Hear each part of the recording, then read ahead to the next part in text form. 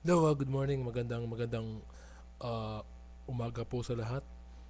Ako po muli si Sir Hamilton upang ipaalam ang ilan sa mga natatanging kaalaman na nais ko pong ibahagi. Well, first of all, nais ko po sanang i-announce sa lahat po ng aking kapwa mga first year high school teacher sa public education na meron po tayong seminar sa darating na June 15, 18, 2010.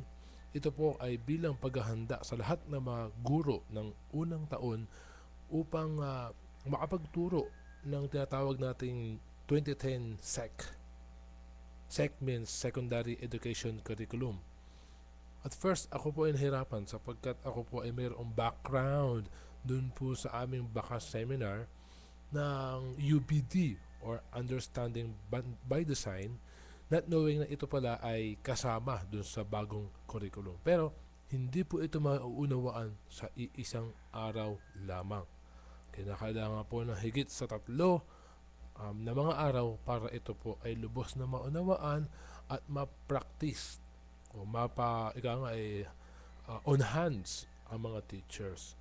At kapag nagkaroon po ng ganitong pamamaraan, mauunawaan po natin.